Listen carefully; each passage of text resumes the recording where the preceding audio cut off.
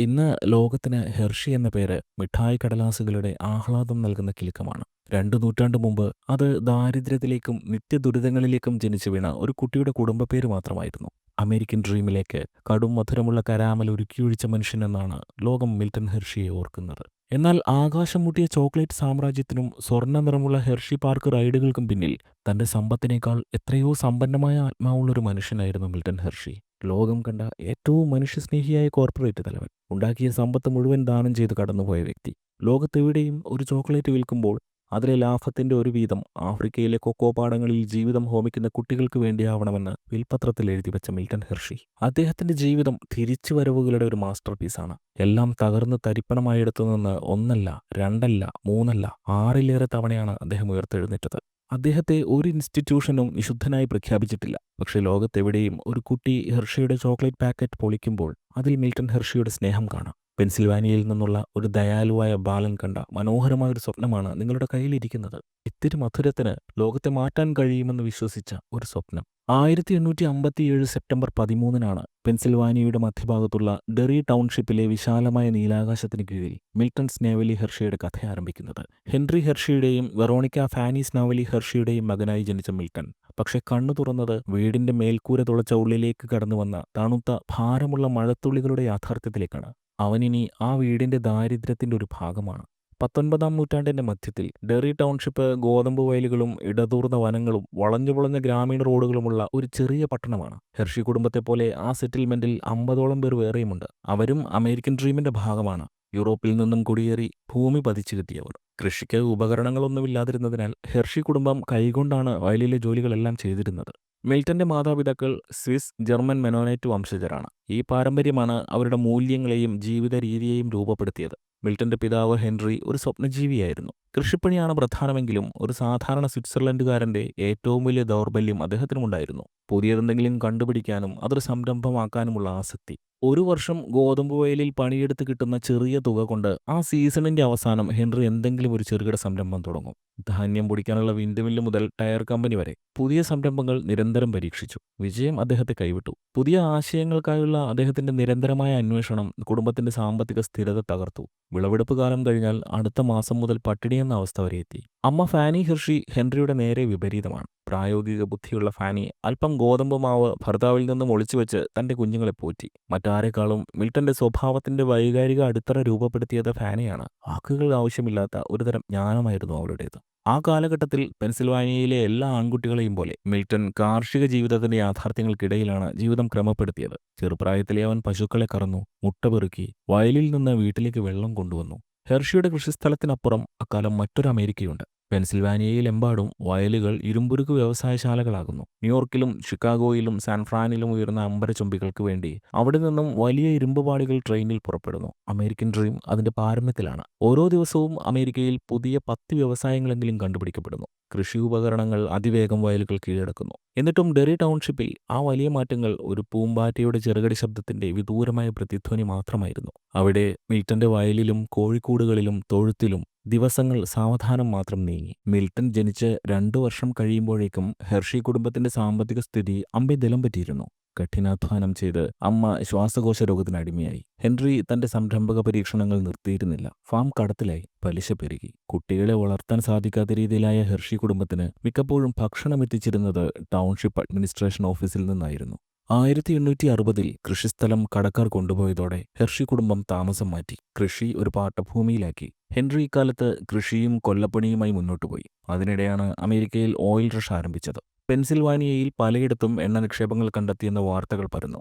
ഇവയുടെ സത്യസ്ഥിതി ആർക്കും അറിയാമായിരുന്നില്ല. ടൈറ്റസ്വില്ലയിൽ അക്കാലത്ത് ഒരു കെട്ടിടത്തിന് കുഴിയെടുത്തപ്പോൾ കുഴിയിൽ നിന്ന് എണ്ണ പുറത്തു ചാടിയെന്നും അതൊരു വലിയ എണ്ണപ്പാടമായി മാറിക്കൊണ്ടിരിക്കുകയാണെന്ന് പറഞ്ഞപ്പോൾ ഹെൻറി അവിടെ പോയി നോക്കി. ജോൺ ഡി റോക്ക്ഫെല്ലറിന്റെ എണ്ണ കമ്പനി അധികം വൈകാതെ ടൈറ്റസ്വില്ലയിൽ ഒരു പുതിയ ഓയിൽ വെൽ തുറക്കുകയും ചെയ്തു. ഹെൻറി പുതിയ വട്ട ആരംഭിച്ചു: എണ്ണക്കിണർ പര്യവേക്ഷണം. ഏതാനും തൊഴിലാളികളെ കൂട്ടി ഉപകരണങ്ങളുമായി നാടും കാടുമെല്ലാം കുഴിച്ചു നോക്കുക. എണ്ണ കിട്ടുമെന്ന പ്രതീക്ഷയിൽ ഹെൻറി കടം വാങ്ങിയ ഡോളർ കത്തിച്ചുകൊണ്ടിരുന്നു. നടുവൊടിഞ്ഞ ഹെർഷി കുടുംബത്തെ ഇത് നരകത്തിലാക്കി. വാടക കുടിശ്ശിക മൂലം മൂന്നിലേറെ വീടുകൾ മാറേണ്ടി വന്നു. ശരിയായി ആഹാരം ലഭിക്കാതെ മിൽട്ടൺ എല്ലും തോലുമായി. അമേരിക്കൻ ഗവൺമെന്റിന്റെ പോഷകാഹാര പദ്ധതിയാണ് അക്കാലത്ത് അവന്റെ ജീവൻ നിലനിർത്തിയിരുന്നത്. ഒരു കുട്ടിയായിരിക്കുമ്പോൾ താൻ കിടന്ന് നരകിച്ച ആ ജീവിതത്തിന്റെ ഓർമ്മയാകാം ഒരുപക്ഷെ പിന്നീട് അവനെ കടല് പോലെ മനുഷ്യസ്നേഹം നിറഞ്ഞ ഒരാളാക്കിയത്. 5 വയസ്സുകാരനായ മിൽട്ടണ് വീട് എന്ന ആശയം തന്നെ അസ്ഥിരമായ ഒന്നായി മാറി. വർഷം തോറും തങ്ങളുടെ വീടിന്റെ ഗേറ്റിൽ പേരിന്റെ ആദ്യാക്ഷരങ്ങൾ കൊത്തിവെച്ച മറ്റു കുട്ടികളിൽ നിന്ന് വ്യത്യസ്തമായി മിൽട്ടൺ എപ്പോഴും തൊഴുത്തുപോലുള്ള വീടുകൾ ഒന്നിൽ നിന്ന് ഒന്നിലേക്ക് മാറുകയായിരുന്നു.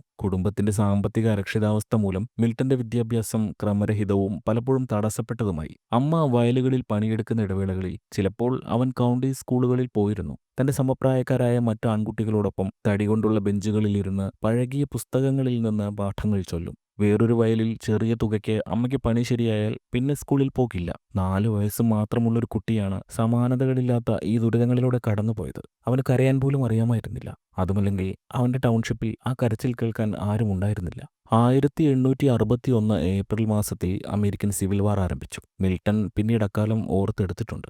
സിവിൽ വാറിന് ശേഷവും താൻ ജീവനോടെ ഉണ്ടായിരുന്നുവെന്നതാണ് തന്റെ ആയുസ്സിലെ ഏറ്റവും വലിയ അത്ഭുതമെന്നാണ് അദ്ദേഹം പറഞ്ഞിട്ടുള്ളത്. ഹെർഷി കുടുംബത്തിനും അവരെപ്പോലുള്ള മറ്റു കുടുംബങ്ങൾക്കും യുദ്ധത്തിന്റെ ആദ്യ നാളുകൾ ഭയത്തിന്റെയും അരക്ഷിതാവസ്ഥയുടെയും വിശ്രമമില്ലാത്ത പകലുകളും രാത്രികളുമായിരുന്നു. അമേരിക്കൻ പോഷകാഹാര പദ്ധതി ഇല്ലാതായി. റൂറൽ പെൻസിൽവാനിയ ആദ്യകാലത്തൊരു യുദ്ധക്കളമായിരുന്നില്ലെങ്കിലും പിരിമുറുക്കം രാജ്യത്തിന്റെ എല്ലാ കോണുകളിലേക്കും വ്യാപിച്ചിരുന്നു. വിലക്കയറ്റം രൂക്ഷമായി. സാധനങ്ങൾക്ക് ക്ഷാമം നേരിട്ടു.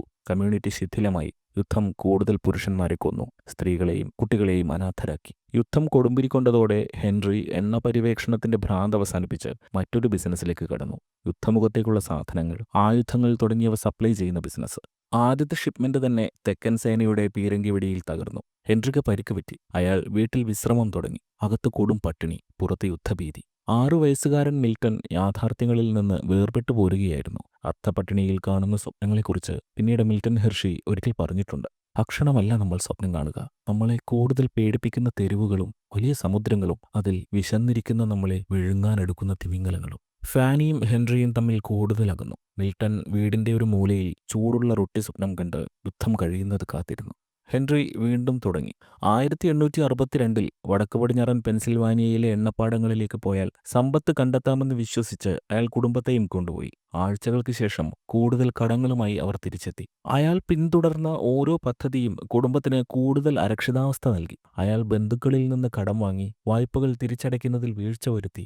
അവരുടെ ഒതുങ്ങിയ മെനോനൈറ്റ് സമൂഹത്തിൽ കുടുംബത്തിന്റെ സൽപ്പേര് പതിയെ നശിപ്പിച്ചു. ഒരു കാലത്ത് അയാൾക്ക് വേണ്ടി തുറന്നിട്ടിരുന്ന വാതിലുകൾ അടഞ്ഞു. 1863 ആഭ്യന്തര യുദ്ധം മൂർധന്യത്തിലെത്തി. 5 വയസ്സുള്ള അവൻ സ്വതന്ത്രമായി ജോലിക്ക് പോകാൻ തുടങ്ങി. ടൗൺഷിപ്പിലെ മറ്റു കുട്ടികൾക്കൊപ്പം കാലികളെ നോക്കി. കാട്ടിൽ നിന്നും വിറക് ശേഖരിച്ച് ടൗൺഷിപ്പിൽ കൊണ്ടുവന്ന് വിറ്റു. കിട്ടുന്ന ചെറിയ തുകകൾ അമ്മയ്ക്ക് നൽകി. ഉയരം കുറഞ്ഞ മിൽട്ടണ് പരിമിതികളുണ്ടായിരുന്നു. പക്ഷെ തന്റെ വീട്ടിൽ കാത്തിരിക്കുന്ന കാലിവയറുകൾ അവന്റെ കാലുകൾക്ക് ശക്തി നൽകി. ഈ സമയമായപ്പോഴേക്കും പിതാവിന്റെ അടുത്ത യാത്രയെക്കുറിച്ചോ പദ്ധതിയെക്കുറിച്ചോ ചോദിക്കാതിരിക്കാൻ അവനും അമ്മയും പഠിച്ചിരുന്നു. അവരയാളെ അവഗണിച്ചു. ചില ആളുകൾ എത്ര സംസാരിച്ചാലും പൊടിപടലം മാത്രമേ അവശേഷിപ്പിക്കൂവെന്ന് അവൻ മനസ്സിലാക്കി. എന്നിട്ടും ഈ കഷ്ടപ്പാടുകളെല്ലാം കൗതുകമുള്ളൊരു ശുഭാപ്തിവിശ്വാസം അവനിൽ അവശേഷിപ്പിച്ചു. അവന്റെ പിതാവിന്റെ അശ്രദ്ധമായ സംരംഭങ്ങളിൽ നിന്നല്ല, അമ്മയുടെ അചഞ്ചലമായ പ്രതീക്ഷയിൽ നിന്ന് ലഭിച്ച ശാന്തമായ കനൽ. കഷ്ടപ്പാടുകൾക്ക് സ്വഭാവം രൂപപ്പെടുത്താൻ കഴിയുമെന്നും ഒരാളിലുള്ള വിശ്വാസം ഏത് സാഹചര്യത്തെക്കാളും ശക്തമാകാമെന്നും ഒരു ദിവസം ഒരുപക്ഷെ അവന് വ്യത്യസ്തമായ എന്തെങ്കിലും നിർമ്മിക്കാൻ കഴിയുമെന്നും അവൾ അവനെ പഠിപ്പിച്ചു. എന്നേക്കും നിലനിൽക്കുന്ന എന്തെങ്കിലും. ഈ ആദ്യ ശൈത്യകാലങ്ങളിൽ രാത്രികൾ നീണ്ടപ്പോഴും ഭക്ഷണം കുറവായിരുന്നപ്പോഴും ഫാനി മിൽട്ടനോടൊപ്പം അടുപ്പിനടുത്തിരുന്ന് ബൈബിൾ വായിക്കുകയോ യുദ്ധങ്ങൾ അവസാനിച്ച കഥകൾ പറയുകയോ ചെയ്യും. അവൻ അമ്മയുടെ സ്വത്വത്തോട് ചേർന്നു. ടൗൺഷിപ്പുകളിലെ ചെറുജോലികൾ ഒന്നിനും തികയുമായിരുന്നില്ല. ഇപ്പോൾ മിൽട്ടണ് 12 വയസ്സായിരിക്കുന്നു. കുറച്ചുകൂടി ഗൗരവമുള്ള എന്തെങ്കിലും ചെയ്യേണ്ട സമയം. സ്കൂളിംഗ് അവസാനിച്ചു. ആദ്യത്തെ ഏതാനും ക്ലാസുകൾ മാത്രമാണ് അവന് ലഭിച്ചിരുന്നത്. എഴുതാനും വായിക്കാനും അറിയാം. ഏതെങ്കിലും വ്യവസായ സ്ഥാപനത്തിൽ ഒരു തൊഴിൽ പരിചയം നേടണം. അതായിരുന്നു ലക്ഷ്യം. മിൽട്ടൺ അന്വേഷണം തുടങ്ങി. ഇരുമ്പുരുക്ക് ശാലകളിലും ഓട്ടോമൊബൈൽ ഫാക്ടറികളിലും നെയ്ത്ത് കേന്ദ്രങ്ങളിലുമെല്ലാം കൈകൊണ്ട് തയ്യാറാക്കിയ അപേക്ഷയുമായി അവൻ അലഞ്ഞുതിരിഞ്ഞു. ഒടുവിൽ 1869 12-ാം വയസ്സിൽ മിൽട്ടന്റെ ലോകം ഡെറി ചർച്ചിന്റെ അതിരുകൾക്കപ്പുറത്തേക്ക് ആദ്യത്തെ ശ്രദ്ധയോടെയുള്ള ചുവടുവയ്പ് നടത്തി. ലെങ്കാസ്റ്ററിലെ ഒരു പ്രാദേശിക പ്രിന്ററുടെ അടുത്ത് അപ്രന്റീസായിട്ടാണ് മിൽട്ടന് ജോലി കിട്ടിയത്. ഡെറി ചർച്ചിനെ അപേക്ഷിച്ച് ലെങ്കാസ്റ്റർ തിരക്കുള്ളൊരു പട്ടണമായിരുന്നു. കല്ലുവാകിയ തെരുവുകളും കടമുറികളും വ്യവസായവൽക്കരണത്തിന്റെ ആരവവും അവിടെ ഉണ്ടായിരുന്നു. മിൽട്ടണ് അതൊരു വ്യത്യസ്ത ലോകമാണ്. പ്രിന്റിംഗ് ഷോപ്പിലെ യന്ത്രങ്ങൾക്ക് വലിയ ശബ്ദമായിരുന്നു. റോട്ടറി പ്രസിന്റെ ചൂടും മഷിയുടെയും എണ്ണയുടെയും ഗന്ധവും മടുപ്പിക്കുന്നതും. അതിജീവനം മാത്രം ലക്ഷ്യമുണ്ടായിരുന്ന മിൽട്ടണ് അതൊന്നും ഒരു പ്രശ്നമേ ആയിരുന്നില്ല.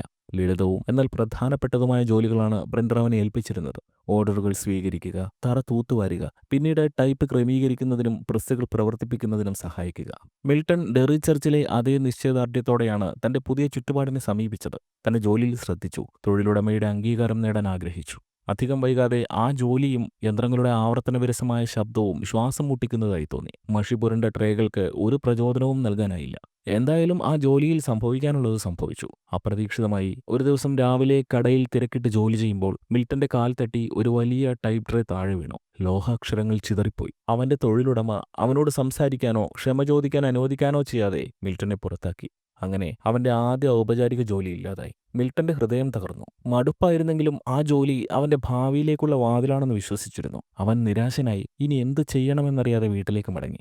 അവൻ പരാജയപ്പെട്ടിരിക്കുന്നു. അതിലുപരി അവൻ തന്റെ അമ്മയെ നിരാശപ്പെടുത്തിയിരിക്കുന്നു. എന്നാൽ ഫാനി അവനെ ശകാരിച്ചില്ല. പകരം അവൾ ഏറ്റവും പ്രധാനപ്പെട്ട ആ പാഠം ഉറപ്പിച്ചു പറഞ്ഞു: പരാജയം അവസാനമല്ല. തൊഴിലിൽ നിന്ന് പുറത്താക്കപ്പെട്ടതിന് ശേഷമുള്ള ആ ശാന്തമായ ആഴ്ചകളിൽ മിൽട്ടൺ ഏറെ സമയം ചിന്തിച്ചു.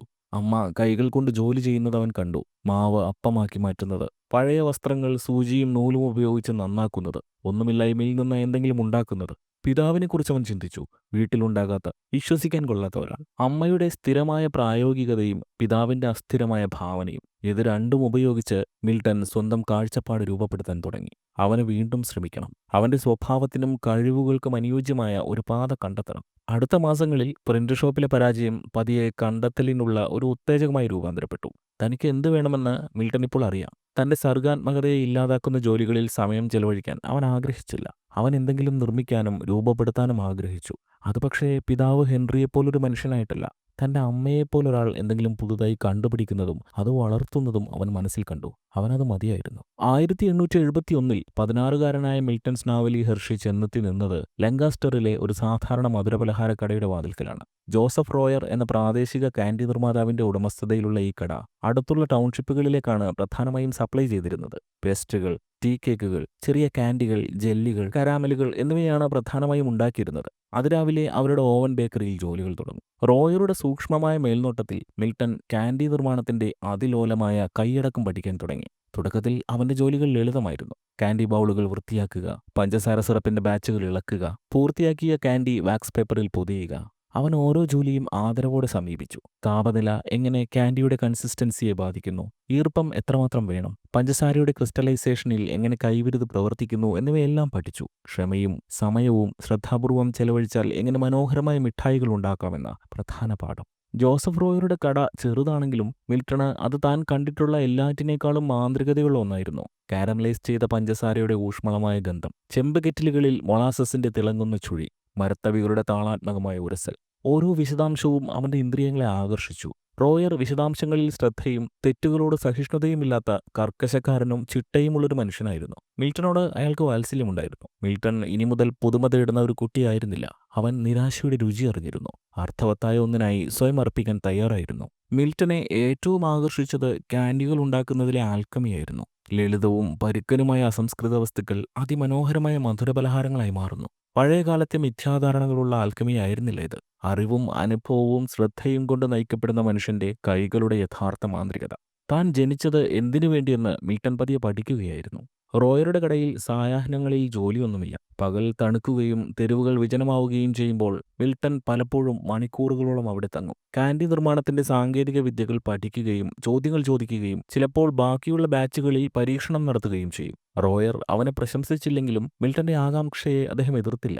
അതൊരു നിശബ്ദ അംഗീകാരം തന്നെയായിരുന്നു. അപ്രന്റീസ്ഷിപ്പ് ഒരു ജോലിയേക്കാൾ ഉപരിയായി ആത്മാവിന്റെ വിളിയായി മാറി. ആവർത്തനവും കാഠിന്യവും മിൽട്ടനെ തടസ്സപ്പെടുത്തിയില്ല. അതവന്റെ താളവും ഹൃദയമിടിപ്പുമായി മാറി. കാരമലൈസ് ചെയ്ത പഞ്ചസാര കൊണ്ട് കറുത്ത പാത്രങ്ങൾ ഉരച്ച് കഴുകുമ്പോൾ അവൻ അവിടെ നിന്നും രക്ഷപ്പെടാനല്ല, വൈദഗ്ധ്യം നേടാൻ സ്വപ്നം കണ്ടു.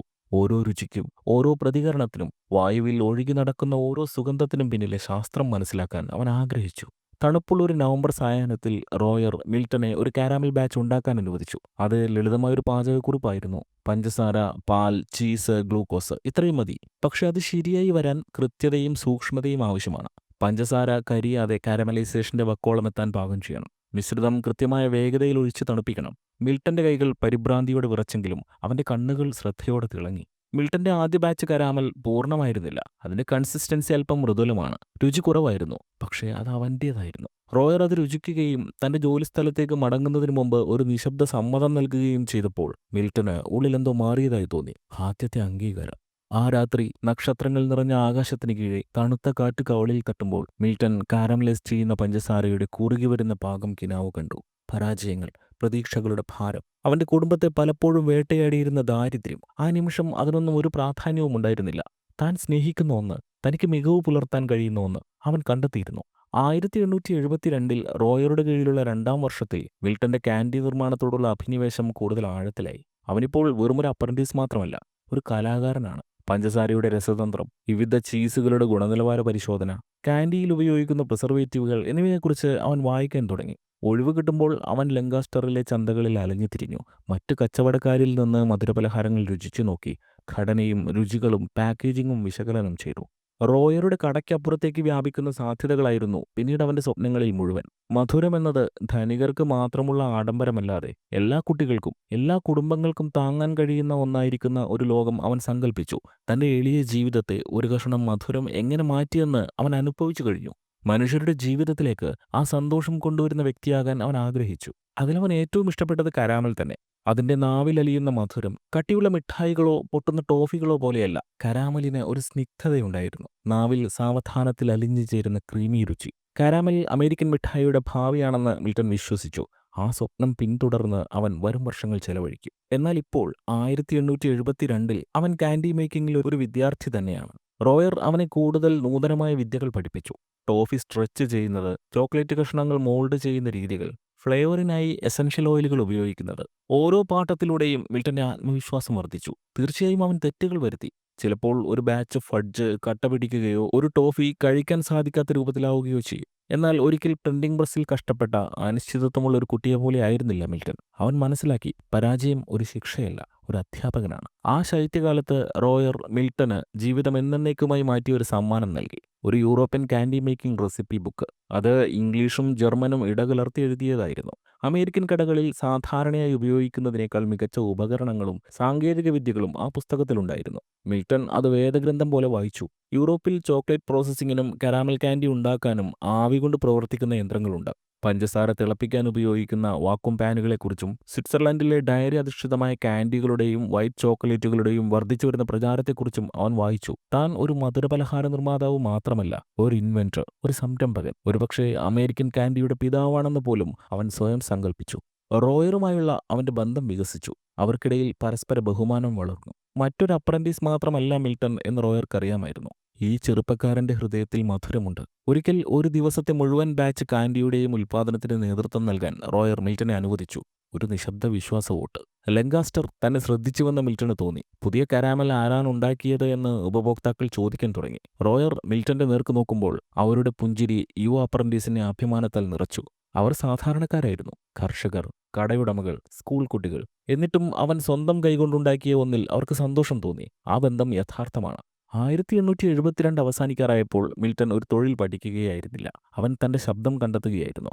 ഒരു ബോർഡ് റൂമിലോ ഫാക്ടറിയിലോ അല്ല, ലളിതമായ ഒരു അടുക്കളയിൽ. പഞ്ചസാരയും തീയും ഒരു ചെമ്പ് പാത്രത്തിൽ ചേരുമ്പോൾ പാകമായി വരുന്ന കരാമൽ സിറപ്പിന്റെ മൃദുലതയിൽ അവൻ തന്റെ വീഥി കണ്ടെത്തി. 1873 വേനൽക്കാലത്ത് 16-ാം വയസ്സിൽ മിൽട്ടൺ സ്നാവലി ഹെർഷി ലങ്കാസ്റ്ററിലെ മധുരപലഹാര വ്യാപാരിയായിരുന്ന ജോസഫ് റോയറുമായി 4 വർഷത്തെ കഠിനമായ പരിശീലനം പൂർത്തിയാക്കി. പോക്കറ്റ് ശൂന്യമാണ്. വലിയ സമ്പാദ്യമൊന്നുമില്ല. പിതാവിന്റെ കടങ്ങൾ വീട്ടുന്നതിന് അവിടെ നിന്നും ലഭിച്ച തുകയിൽ വലിയൊരു ഭാഗം ചെലവഴിച്ചു. 4 വർഷം കൊണ്ട് സ്വന്തം വഴി കണ്ടെത്തിയ മിൽട്ടണ് തോന്നി, അടുത്ത ചുവടുവയ്ക്കാൻ സമയമായി. സ്വന്തമായി ഒരു കാൻഡി ഷോപ്പ്. അതാണ് അവന്റെ ലക്ഷ്യം. ലങ്കാസ്റ്ററിൽ തന്നെ അത് ആരംഭിക്കണം. അവന്റെ മധുരത്തിന് ഡിമാൻഡുണ്ട്, ജോലിയിൽ വേഗതയുണ്ട്. ഇനി സ്വയം പര്യാപ്തമാകണം. മൂലധനത്തിന്റെ കുറവ് സ്ഥിരോത്സാഹം കൊണ്ട് നികത്താമെന്ന് മിൽട്ടൺ കരുതി.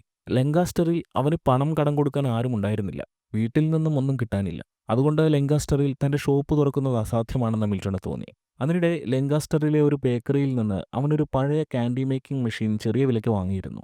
കയ്യിലുള്ള കുറച്ച് പണവും നിറയെ പ്രതീക്ഷകളും. തന്റെ സെക്കൻഡ് ഹാൻഡ് കാൻഡി മേക്കിംഗ് മെഷീനുമായി മിൽട്ടൺ സാധനങ്ങൾ പാക്ക് ചെയ്ത് അവസരങ്ങളുടെ നഗരമായ ഫിലാഡൽഫിയയിലേക്ക് ട്രെയിൻ കയറി. ആഭ്യന്തര യുദ്ധം കഴിഞ്ഞ് ഫിലാഡൽഫിയ ഉയർന്നുവരുന്ന സമയമാണ്. വലിയ കെട്ടിടങ്ങൾ, ട്രാം കാറുകൾ കല്ലുപാകിയ റോഡുകളിലൂടെ കിലുങ്ങി നീങ്ങി. കടകളിൽ നല്ല തിരക്കുണ്ട്. ഈ നഗരത്തിരക്കിനിടയിൽ എവിടെയോ തന്റെ സ്വപ്നത്തിന് വേരൂന്നാൻ ഒരു ഇടമുണ്ടെന്ന് മിൽട്ടൺ വിശ്വസിച്ചു. സ്പ്രിംഗ് ഗാർഡൻ സ്ട്രീറ്റിലാണ് മിൽട്ടൺ ഒരു ചെറിയ കട വാടകയ്ക്കെടുത്തത്. ചെറിയ കട എന്നതിനേക്കാൾ ഒരു കിയോസ്ക് എന്ന് വിളിക്കാവുന്നത്ര ചെറുത്. മുന്നിൽ ഒരു കൗണ്ടറും പിന്നിൽ ഒരു അടുപ്പുമാണ് അതിനുണ്ടായിരുന്നത്. കടമുറി വാടകയ്ക്കെടുത്ത് ആദ്യ ആഴ്ച തന്നെ മിൽട്ടൺ ജോലി തുടങ്ങി. ആദ്യം ലളിതമായ കാൻഡികളാണ് ഉണ്ടാക്കിയത്. കളർ കാരമലുകളും പെപ്പർമിന്റുകളും വൈറ്റ് ടോഫിയും. അവ ശ്രദ്ധയോടെയും ഒരു കരകൗശലക്കാരന്റെ കൃത്യതയോടെയും നിർമ്മിച്ചവയായിരുന്നു. ലങ്കാസ്റ്ററിലെ അതേ കൈപുണ്യം. രാത്രിയാണ് കാൻഡി നിർമ്മാണം. ഓരോ കഷണവും അടുപ്പിൽ നിന്നെടുത്ത് ചുരുട്ടി മുറിച്ച് കൈകൊണ്ട് പൊതിഞ്ഞ് ചരടുകൊണ്ട് കെട്ടി മിൽട്ടൺ പകൽ മുഴുവൻ ഉപഭോക്താക്കളെ കാത്തിരിക്കും. പലപ്പോഴും രാത്രി വൈകിയും മങ്ങിയ ഗ്യാസ് വെളിച്ചത്തിൽ അവൻ ജോലി ചെയ്തു. ആദ്യഘട്ടം മുതൽ അതിജീവിക്കാനുള്ള കച്ചവടം ലഭിക്കുന്നുണ്ടായിരുന്നില്ല. ചില ദിവസങ്ങളിൽ ഒരു കാൻഡി പോലും ചിലവാകാതെ പോയി. അദ്ദേഹത്തിന്റെ പ്രാകൃത രൂപത്തിലും ആകർഷണമില്ലാത്ത കടലാസിലും പൊതിഞ്ഞ കാൻഡി കുട്ടികളെയും മുതിർന്നവരെയും ആകർഷിച്ചില്ല. ഫിലാഡൽഫിയയിൽ അക്കാലത്ത് മികച്ച കാൻഡി ഷോപ്പുകൾ ധാരാളം ഉണ്ടായിരുന്നു. വാടക കൊടുക്കാൻ പണം തികയാതെയായി. അവന്റെ അമ്മ ഫാനി ഹെർഷി പിന്തുണയുടെയും നിശബ്ദ വിശ്വാസത്തിന്റെയും ഒരു തൂണായിരുന്നു. മിച്ചമുള്ള കുറച്ച് പണം അവർ മകന് കടം കൊടുത്തു. അവർക്ക് അവനിൽ ഒരിക്കലും സംശയമുണ്ടായിരുന്നില്ല. എന്നിട്ടും അതിജീവനം പ്രശ്നമായി. ഫിലാഡൽഫിയയിലെ മിഠായി വിപണി കൃത്യമായി ഡിസൈൻ ചെയ്യപ്പെട്ടതായിരുന്നു. പ്രശസ്ത ബ്രാൻഡുകൾ കടകളുടെ മുൻവശങ്ങൾ അടക്കി വാണു. ഫാക്ടറികൾ വൻതോതിൽ മധുരം നിർമ്മിച്ചു. മിൽട്ടന്റെ ഹോം മെയ്ഡ് ഉൽപ്പന്നങ്ങൾക്ക് വിലയിലോ അളവിലോ അവരുമായി മത്സരിക്കാൻ കഴിഞ്ഞില്ല. അദ്ദേഹം കടയിൽ നിന്ന് പുറത്തിറങ്ങി. ചെറിയ ബാസ്ക്കറ്റിൽ കാൻഡികൾ നിറച്ചു. തെരുവ് തോറും വീടുതോറും നടന്നു വിറ്റു. വിണ്ടുകീറിയ ബൂട്ടുകളുമായി മൈലുകളോളം നടന്നു. കയ്യിൽ സാമ്പിളുകളുമായി പലചരക്ക് കടകളുടെയും ഡിപ്പാർട്ട്മെന്റ് സ്റ്റോറുകളുടെയും വാതിലുകളിൽ മുട്ടി. ചിലപ്പോൾ ഏതാനും പെട്ടികൾ വിറ്റുപോകുമായിരുന്നു. മിക്കപ്പോഴും അവൻ ഒഴിഞ്ഞ കൈകളോടെ മടങ്ങി. ദിവസങ്ങൾ ആഴ്ചകളും മാസങ്ങളുമായി. ബില്ലുകൾ കുമിഞ്ഞുകൂടാൻ തുടങ്ങി. സെക്കൻഡ് ഹാൻഡ് ബോയിലർ തകർന്നു. പഞ്ചസാരയ്ക്കും ചീസിനും വില കുത്തനെ വർദ്ധിച്ചു. ഉപഭോക്താക്കൾ അവന്റെ മിഠായികൾക്ക് മൃദുത്വം കൂടുതലാണെന്നും എളുപ്പത്തിൽ ഉരുകിപ്പോകുന്നുവെന്നും പരാതിപ്പെട്ടു. മിൽട്ടന് കാര്യങ്ങൾ പതിയെ മനസ്സിലായി തുടങ്ങി. ഒരു നല്ല മിഠായി നിർമ്മാതാവായാൽ മാത്രം പോരായിരുന്നു. അവൻ ഒരു ബിസിനസ്സുകാരനാവണം, ഒരു മാർക്കറ്ററാകണം, ഒരു സാമ്പത്തിക വിദഗ്ധനാകണം. ഇവയിലെല്ലാം അവൻ തീർത്തും അനുഭവസമ്പത്തില്ലാത്തവനായിരുന്നു. 1874 ശൈത്യകാലത്ത് ഫിലാഡൽഫിയയിലെ വീടുകളുടെ മേൽക്കൂരകളിൽ മഞ്ഞ് മൂടിക്കിടക്കുമ്പോൾ കീറിപ്പറിഞ്ഞ കമ്പിളി പുതപ്പുകൾക്കുള്ളിൽ തന്റെ കടയിൽ അദ്ദേഹം ഒതുങ്ങിക്കൂടി. തണുപ്പും പഞ്ചസാരയുടെ റിയാക്ഷനും മൂലം വിണ്ടുകീറിയ അവന്റെ വിരലുകൾ രാത്രി മുഴുവൻ പ്രവർത്തിച്ചു. അവൻ എതിരാളികളെക്കുറിച്ച് പഠിച്ചു, ചോദ്യങ്ങൾ ചോദിച്ചു, മറ്റുള്ളവർ എങ്ങനെ വിജയിച്ചുവെന്ന് നിരീക്ഷിച്ചു. ടെക്സ്ചറുകളും രുചികളും ഉപയോഗിച്ച് പരീക്ഷിക്കാനും തുടങ്ങി. ഓരോ പരാജയവും വിശകലനം ചെയ്യപ്പെട്ടു. ഓരോ തെറ്റും ഒരു പാഠമായിരുന്നു. ഒരു മികച്ച കോൺഫെക്ഷണർ ആകണം, അതുമാത്രമാണ് ലക്ഷ്യം. 1875 മിൽട്ടന്റെ കടങ്ങൾ വർദ്ധിച്ചു. കെട്ടിട ഉടമകൾക്ക് ക്ഷമയില്ലാതായി. വിതരണക്കാർ പണം ആവശ്യപ്പെട്ടു. തോൽവി പുളിച്ച കരാമലിന്റെ ഗന്ധം പോലെ അന്തരീക്ഷത്തിൽ തങ്ങി നിന്നു.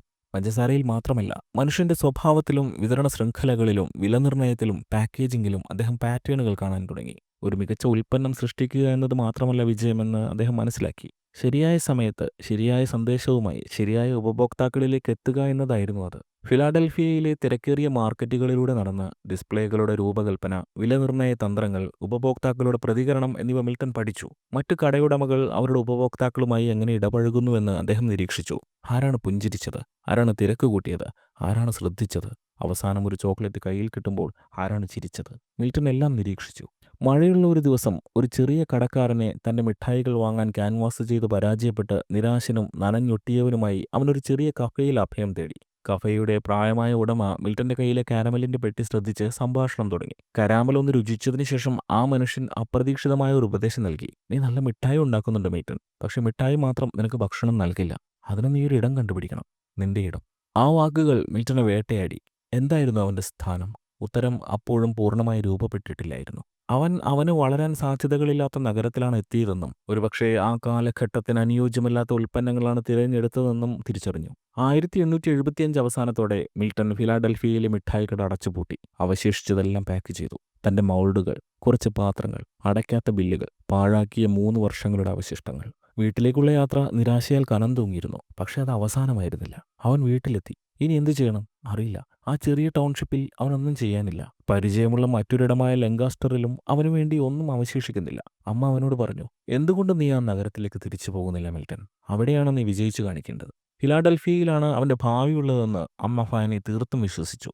അവർ അതിനുവേണ്ടി അവനെ നിർബന്ധിച്ചു കൊണ്ടിരുന്നു. അവർ കുറച്ച് പണം സ്വരുക്കൂട്ടി. കൂടുതലും ടൗൺഷിപ്പിലെ പ്രമാണികളിൽ നിന്നും കടം വാങ്ങിയതായിരുന്നു, വലിയ പലിശയ്ക്ക്. 1876 വസന്തകാലത്ത് മിൽട്ടൺ സ്നേവ്ലി ഹെർഷി എന്ന അക്ഷമനായ യുവാവ് ഫിലാഡൽഫിയയിലേക്ക് വീണ്ടും ട്രെയിനിൽ കയറി. 19 വയസ്സായി. അവൻ നേരെ ചെന്ന് ഫിലാഡൽഫിയയിൽ പഴയതുപോലെ ഒരു കിയോസ്ക് വാടകയ്ക്കെടുക്കുകയല്ല ചെയ്തത്. അമേരിക്കയിൽ നടന്ന ആദ്യത്തെ ഔദ്യോഗിക ലോകമേളയായ സെന്റിനിയൽ എക്സ്പോസിഷന് ഫിലാഡൽഫിയ ആതിഥേയത്വം വഹിക്കുന്ന സമയമാണത്. രാജ്യത്തിന്റെ നാനാഭാഗങ്ങളിൽ നിന്നും ലോകമെമ്പാടും നിന്നും ആളുകൾ ഫിലാഡൽഫിയയിലേക്ക് ഒഴുകിയ അമേരിക്ക സ്വതന്ത്രമായതിന്റെ 100-ാം വാർഷികാഘോഷവും നവീകരണത്തിന്റെയും കണ്ടുപിടുത്തങ്ങളുടെയും വ്യാവസായിക മുന്നേറ്റത്തിന്റെയും പ്രദർശനങ്ങളുമാണ് അവിടെ നടന്നിരുന്നത്. മിൽട്ടന് അത് വെറുമൊരു കാഴ്ച കാണാനുള്ള യാത്രയായിരുന്നില്ല, തീർത്ഥാടനമായിരുന്നു. സ്വന്തമായി എന്തെങ്കിലും സൃഷ്ടിക്കാനും മിഠായികളോടുള്ള തന്റെ അഭിനിവേശം ഒരു ജീവിതമാർഗമാക്കി മാറ്റാനുമുള്ള മോഹം അവനിൽ ആളിക്കത്തി. സെന്റിനിയൽ എക്സ്പോസിഷനിൽ അനന്തമായ സാധ്യതകളുടെ ലോകത്തവൻ നടന്നു.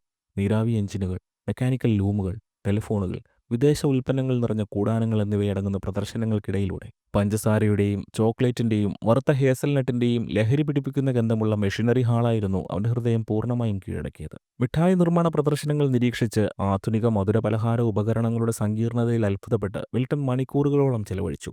ജർമ്മൻ, സ്വിസ്, അമേരിക്കൻ മിഠായി വിദഗ്ധർ കാരമലുകളും ചോക്ലേറ്റുകളും അതിശയകരമായ കൃത്യതയോടെ രൂപപ്പെടുത്തുന്നത് അവൻ കണ്ടു. അവിടെ ചെമ്പ് കെറ്റിലുകൾ, നീരാവിയിൽ പ്രവർത്തിക്കുന്ന ടോഫി പുള്ളറുകൾ, കൊക്കോ ഗ്രൈൻഡറുകൾ എന്നിവയുടെ നിരകൾക്കിടയിൽ അവൻ വരുംകാല പദ്ധതികൾ രൂപപ്പെടുത്തി. ശാസ്ത്രമാണ് ഭാവി, വേഗതയാണ് വിജയം. ഫിലാഡൽഫിയയിലെ സ്പ്രിംഗ് ഗാർഡൻ സ്ട്രീറ്റിൽ തന്റെ പഴയ കിയോസ്ക് അപ്പോഴും ആർക്കും വാടകയ്ക്ക് നൽകിയിരുന്നില്ല. അവൻ ഉടമയെ കണ്ട് കുടിശ്ശിക കൊടുത്തു തീർത്തു. അത് തനിക്ക് തിരിച്ചു നൽകാൻ അപേക്ഷിച്ചു. ആദ്യം വഴങ്ങിയില്ലെങ്കിലും 2 ദിവസത്തിനുള്ളിൽ അയാൾ അത് മിൽട്ടന് കൈമാറി. പഴയതുപോലെ തന്റെ ചെറിയ മിഠായിക്കട തുറന്ന് മിൽട്ടൺ ക്ഷീണമില്ലാതെ ജോലി ചെയ്തു. അതിരാവിലെ ഉണർന്ന് രാത്രി വൈകിയും ജോലി തുടർന്നു. അവൻ കൈകൊണ്ട് മൊളാസസ് ടോഫിയുടെ കെട്ടുകൾ ഇളക്കി. തണുപ്പിലും ക്ഷീണത്തിലും മരവിച്ച വിരലുകൾ കൊണ്ട് മിഠായികൾ പൊതിഞ്ഞു. ഓരോ ഉപഭോക്താവിനെയും വിനയമുള്ള പുഞ്ചിരിയോടെ അഭിവാദ്യം ചെയ്തു. തനിക്കെതിരായ പ്രതിബന്ധങ്ങൾക്കിടയിലും അവൻ തന്റെ ലക്ഷ്യത്തിൽ അചഞ്ചലനായി നിന്നു. സെന്റിനിയൽ എക്സ്പോസിഷൻ അവന് പ്രചോദനം നൽകി. എന്നാൽ ഫിലാഡൽഫിയയിലെ തെരുവുകൾ വീണ്ടും നൽകിയത് യാഥാർത്ഥ്യങ്ങളാണ്. കൂടുതൽ കഠിനവും ഭീകരവുമായ ഒന്ന്. മത്സരം കൂടുതൽ കടുപ്പമായി. നഗരം മിഠായി നിർമ്മാതാക്കളാൽ നിറഞ്ഞിരുന്നു.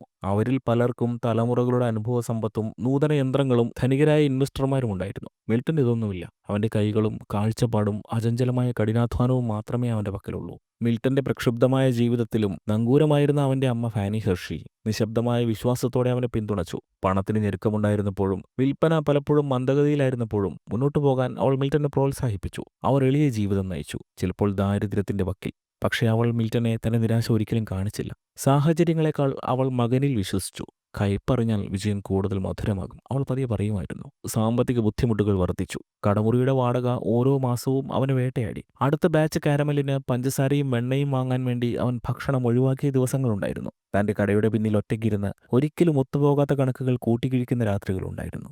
മിന്നുന്ന മെഴുകുതിരി വെളിച്ചം അവന്റെ ക്ഷീണവും നിരാശയും പ്രതിഫലിപ്പിച്ചു. എന്നിട്ടും അവൻ പിന്മാറാൻ വിസമ്മതിച്ചു. ആ ആദ്യകാലങ്ങളിൽ മിൽട്ടൺ ഹെർഷിയെ നിർവചിക്കുന്ന സ്വഭാവഗുണമായിരുന്നു അത്. പ്രതിഭയല്ല, ഭാഗ്യമല്ല, മറിച്ച് ശുദ്ധവും നിശ്ചയദാർഢ്യവുമുള്ള സ്ഥിരോത്സാഹം. 1878 തുടക്കത്തോടെ ഇനി വഹിക്കാനാവാത്ത ഭാരം വീണ്ടും മിൽട്ടന്റെ ചുമലുകളിലായി. ഫിലാഡൽഫിയയിൽ ഏകദേശം 6 വർഷത്തെ നിരന്തരമായ പരിശ്രമത്തിന് ശേഷം വരവ് ചെലവ് കണക്കുകൾ തമ്മിലുള്ള അകലം വർദ്ധിച്ചു. വാടക കുടിശ്ശികയാണ്. തണുപ്പ് കാലത്ത് അവന്റെ കടയിലെ ആളനക്കം കുറഞ്ഞു. മൊളാസസ് മിഠായികൾ, കരാമലുകൾ, കൈകൊണ്ട് സ്ട്രെച്ച് ചെയ്യുന്ന ടോഫി തുടങ്ങിയ അവന്റെ മികച്ച പാചകക്കുറിപ്പുകൾ പോലും അവനെ നിലനിർത്താൻ ആവശ്യമായ വരുമാനം നേടിക്കൊടുത്തില്ല. ഒരു ധീരമായ തുടക്കത്തിന്റെ പ്രതീകമായ കട ഇപ്പോൾ നിരാശയുടെ തടവറയായിരിക്കുന്നു. പുറം ലോകത്തിന് സ്പ്രിംഗ് ഗാർഡൻ സ്ട്രീറ്റിലെ മിഠായി കടയുടെ പരാജയം മറ്റൊരു ചെറിയ ബിസിനസ് അടച്ചുപൂട്ടൽ മാത്രമായിരുന്നു. ഫിലാഡൽഫിയയിൽ അവ ധാരാളമുണ്ടായിരുന്നു. ആളുകൾ വന്നുപോയി, ചിലർ വിജയിച്ചു, മിക്കവരും എന്നേക്കുമായി അവസാനിച്ചു. എന്നാൽ മിൽട്ടന് അതൊരു സാമ്പത്തിക നഷ്ടം മാത്രമായിരുന്നില്ല. തന്റെ എല്ലാ ശക്തിയും ഉപയോഗിച്ച് അവൻ പോരാടിയ ഒരു സ്വപ്നത്തിന്റെ തകർച്ചയായിരുന്നു അത്. അവൻ ആ കടയിൽ തന്റെ ആത്മാവ് മുഴുവൻ പകർന്നു. അതവന്റെ വർക്ക്ഷോപ്പായിരുന്നു,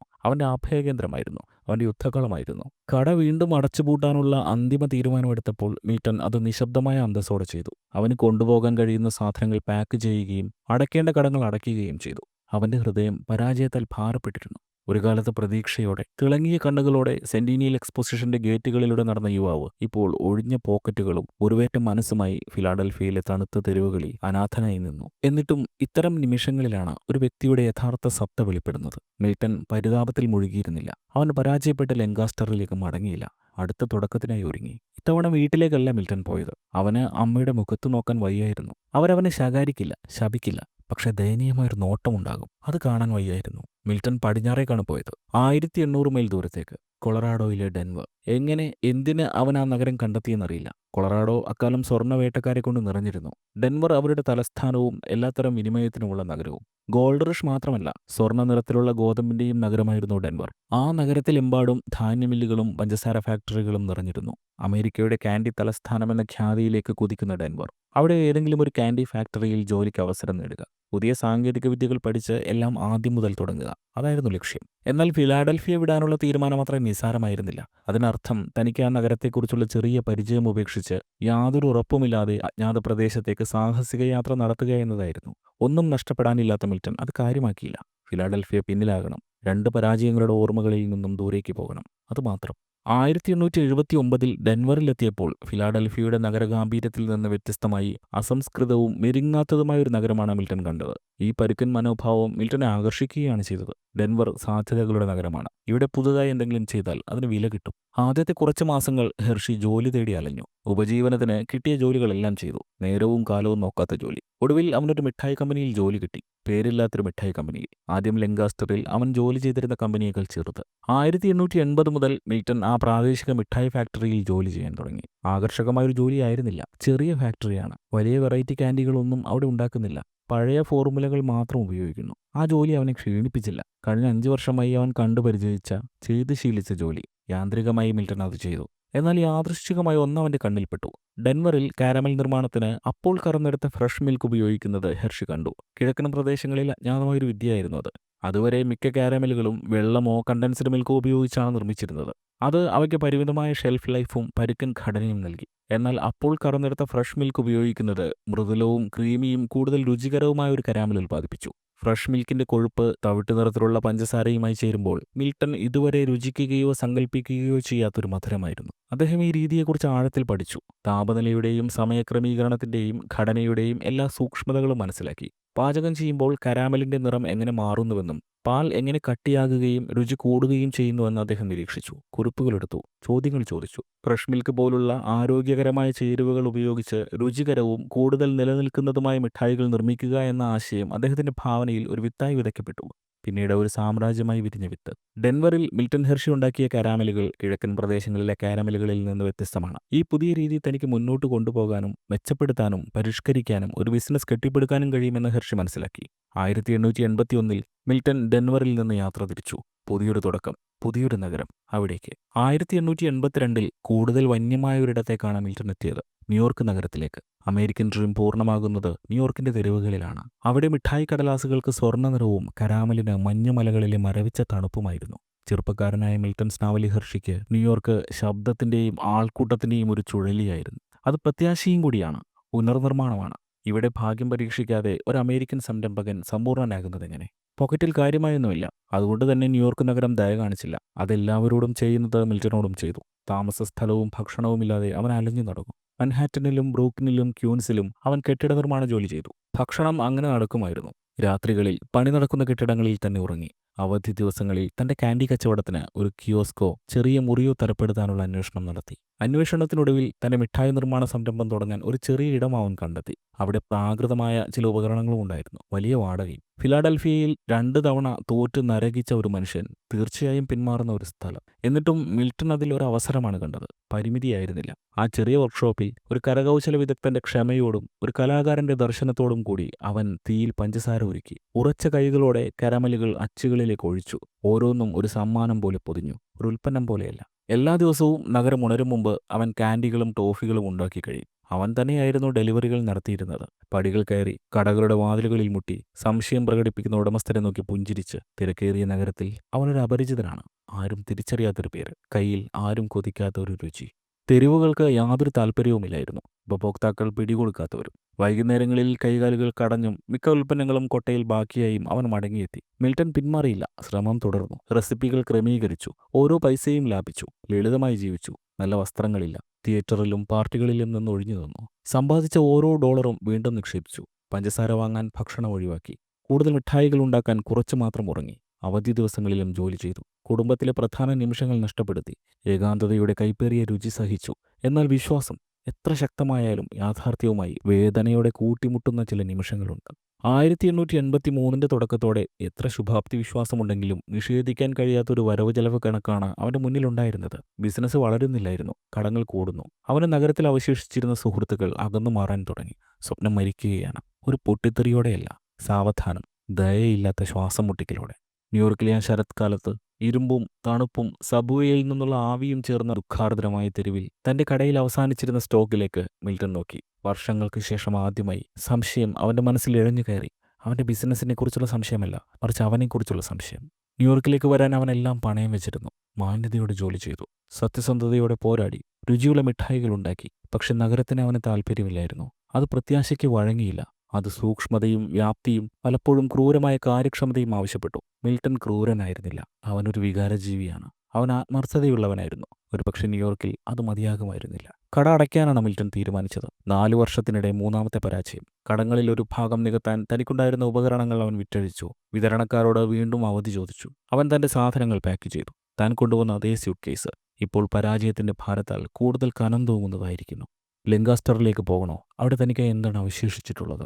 നഗരത്തിന്റെ നിഴലുകൾക്ക് കീഴെ 1883 ഒരു സന്ദേഹിയായി മിൽട്ടൺ ഹെർഷി നിന്നു. പിന്നെ അലച്ചിലിന്റെ കാലമായിരുന്നു. അമേരിക്ക മുഴുവൻ കറങ്ങി അദ്ദേഹം മിഠായികൾ വാങ്ങി രുചിച്ചു. റെസിപ്പികൾ കിട്ടാൻ വേണ്ടി മാത്രം ചില ഫാക്ടറികളിൽ ശമ്പളമില്ലാത്ത അപ്രന്റീസായി. Colorado Springs, Chicago, New Orleans. മിഠായിക്കടകൾ, കോൺഫെക്ഷണറികൾ, ബേക്കറികൾ, മധുരപലഹാരങ്ങൾ വിൽക്കുകയോ ഉണ്ടാക്കുകയോ ചെയ്യുന്ന എല്ലാ സ്ഥലങ്ങളും അവൻ സന്ദർശിച്ചു. പലപ്പോഴും ചിലവ് കുറഞ്ഞ ബോർഡിംഗ് ഹൗസുകളിലോ പകൽ ജോലി ചെയ്തിരുന്ന കടകളുടെ പിന്നിലെ മുറികളിലോ ഉറങ്ങി. അദ്ദേഹം പോയ എല്ലായിടത്തും സംസാരിക്കുന്നതിനേക്കാൾ കൂടുതൽ ശ്രദ്ധിച്ചു. സ്വിസ് ജർമ്മൻ കുടിയേറ്റക്കാരുടെ കോൺഫെക്ഷണറികൾ ചോക്ലേറ്റ് രൂപപ്പെടുത്തുന്ന രീതി അദ്ദേഹം കണ്ടു. ഇറ്റാലിയൻ ചോക്ലേറ്റ് നഗര നിർമ്മാതാക്കളുടെ സാങ്കേതിക വിദ്യകളെക്കുറിച്ച് അദ്ദേഹം കുറിച്ചെടുത്തു. തെക്കേ അമേരിക്കൻ കാൻഡി നിർമ്മാതാക്കൾ എങ്ങനെയാണ് തന്റെ സ്വദേശമായ പെൻസിൽവാനിയയിൽ അത്ര പരിചിതമല്ലാത്ത രുചികൾ മൊളാസസിലും പ്രലൈൻസിലും കലർത്തുന്നത് എന്ന് അദ്ദേഹം പഠിച്ചു. നഗരം തോറും, പ്രദേശം തോറും അദ്ദേഹം ചേരുവകൾ മാത്രമല്ല, മിഠായി നിർമ്മാണത്തിന്റെ ആത്മാവും ഉൾക്കൊണ്ടു. രസതന്ത്രം, കരവിരുത്, പാരമ്പര്യം എന്നിവ ഒരുപോലെ ഇടകലർന്ന ഒരു ലോകം. ചിക്കാഗോയിൽ ഒരു വലിയ കോൺഫെക്ഷണറിയിൽ മിൽട്ടൺ മാസങ്ങളോളം ജോലി ചെയ്തു. യന്ത്രങ്ങൾ എങ്ങനെ ഉൽപ്പാദനം വേഗത്തിലാക്കുന്നുവെന്നും ഒരു ഫാക്ടറിയുടെ രൂപകൽപ്പന എങ്ങനെ പ്രവർത്തനത്തെ ബാധിക്കുന്നുവെന്നും അവൻ ശ്രദ്ധിച്ചു. ഒഴിവു സമയങ്ങളിൽ തന്റെ പഴയ തുകൽ നോട്ട്ബുക്കിൽ അവൻ ആശയങ്ങൾ വരയ്ക്കുമായിരുന്നു. താൻ ഒരു ദിവസം നിർമ്മിക്കാൻ ആഗ്രഹിച്ച യന്ത്രങ്ങളുടെ പ്രാകൃതമായ രേഖാചിത്രങ്ങൾ, എന്നെങ്കിലും ഒരു ദിവസം ചെയ്ത് പൂർത്തിയാക്കാൻ ആഗ്രഹിച്ച റെസിപ്പികൾ. ഒരു മിഠായി ബാർ പോലും പൊതിയാനില്ലാതിരുന്നിട്ടും പാക്കേജിങ്ങിന്റെ രേഖാചിത്രങ്ങൾ പോലും മിൽട്ടൺ വരച്ചു. ന്യൂ ഓർലിയൻസിൽ കോണ്ടിമെന്റ്സും പഴങ്ങളും ഉപയോഗിച്ച് പഞ്ചസാര സിറപ്പുകളിൽ എങ്ങനെ ഫ്ലേവറുകൾ സന്നിവേശിപ്പിക്കാമെന്ന് മിൽട്ടൺ പഠിച്ചു. നഗരത്തിലെ സമ്പന്നമായ ക്രിയോൾ പൈതൃകത്തിൽ നിന്ന് പ്രചോദനം ഉൾക്കൊണ്ട വിദ്യകൾ ഒരു പ്രദേശത്തിന്റെ സംസ്കാരവും ജീവിത രീതിയും എങ്ങനെ മിഠായികളെ രൂപപ്പെടുത്തുന്നു എന്നതിൽ അവൻ ആകർഷിക്കപ്പെട്ടു. ആളുകൾ ഇഷ്ടപ്പെടുന്ന രുചികൾ അവരുടെ ഓർമ്മകളുമായും ബാല്യവുമായും ഭൂമിശാസ്ത്രവുമായും ആഴത്തിൽ ബന്ധപ്പെട്ടിരിക്കുന്നുവെന്ന് അവൻ മനസ്സിലാക്കി. കാൻഡി വെറുമൊരു മധുരമല്ല, അത് വൈകാരികമായി ചാർജ് ചെയ്യപ്പെട്ട നൊസ്റ്റാൾജിയയാണ്. ഡയറിയും ചോക്ലേറ്റും കൊണ്ട് മാന്ത്രിക വിദ്യ കാണിക്കുന്ന കോൺഫെക്ഷനെയർമാരെ അവൻ കണ്ടു. വരണ്ട കാലാവസ്ഥയിൽ ഏത് പഞ്ചസാരയാണ് ഏറ്റവും നന്നായി ക്രിസ്റ്റലൈസ് ചെയ്യുന്നതെന്നും പ്രാദേശിക ചേരുവകളുടെ ഗുണമേന്മ അനുസരിച്ച് ബാച്ചിന്റെ വലുപ്പം എങ്ങനെ ക്രമീകരിക്കാമെന്നും അവൻ പഠിച്ചു. ചോക്ലേറ്റ് നിർമ്മാണത്തിന്റെ സാങ്കേതിക അറിവിനപ്പുറം അത് കഴിക്കാൻ ആഗ്രഹിക്കുന്ന മനുഷ്യരെക്കുറിച്ചുള്ള പഠനം മിൽട്ടന് നിർണായകമായിരുന്നു. ആരാണ് മിഠായി കഴിക്കാൻ ആഗ്രഹിക്കുന്നത്? അവിചാരിതമായി ഒരു ചോക്ലേറ്റ് കയ്യിൽ കിട്ടുമ്പോൾ ആരാണ് കൂടുതൽ സന്തോഷിക്കുന്നത്? രുചി അറിയുന്നതിന് മുമ്പ് ഒരു ചോക്ലേറ്റിലേക്ക് അവരെ ആകർഷിക്കുന്നത് എന്താണ്? ഇതെല്ലാം പ്രാധാന്യമുള്ളതായിരുന്നു. ഒരു ഉൽപ്പന്നം ഇറങ്ങുമ്പോൾ അതിന്റെ ഡിസ്പ്ലേ എത്രമാത്രം പ്രാധാന്യമുള്ളതാണെന്ന് മിൽട്ടൺ അമേരിക്കൻ നഗരങ്ങളിൽ നിന്നാണ് പഠിച്ചത്. ഉൽപ്പന്നങ്ങൾക്ക് കടയിലെ ഷെൽഫിൽ സ്ഥലം ലഭിക്കണം. അതിന് കടയുടമകൾക്ക് വാടക നൽകുന്ന രീതി ഒരു നല്ല മാർക്കറ്റിംഗ് ആശയമായി മിൽട്ടണ് തോന്നി. പാക്കേജിംഗ് പ്രധാനമാണ്. നാവറിയും മുമ്പ് കണ്ണറിയണം. ഏറ്റവും പ്രധാനമായി കാൻഡി ബിസിനസ് വെറുമൊരു ഉൽപ്പന്നം ഉണ്ടാക്കലല്ല, അതൊരു കഥ പറച്ചിലാണ്. ചതുപ്പിൽ വിളഞ്ഞ പഞ്ചസാരയും ആഫ്രിക്കൻ സമതലങ്ങളിൽ വിളഞ്ഞ കൊക്കോയും അമേരിക്കൻ പ്രയറുകളിലെ ചോളവുമെല്ലാം ചേർന്ന് പറയുന്ന ഒരു കഥ. മിഠായി ഇടയ്ക്കിടെ ലഭിക്കുന്ന ആഡംബരമാകരുത്, അതൊരു ദൈനംദിന സന്തോഷമാകണം. അതായിരുന്നു മിൽട്ടൺ വികസിപ്പിച്ച ബിസിനസ് പ്ലാൻ. എല്ലാവർക്കും വേണ്ടി മിഠായികൾ ഉണ്ടാക്കാൻ മിൽട്ടൺ ഹെർഷി ആഗ്രഹിച്ചു.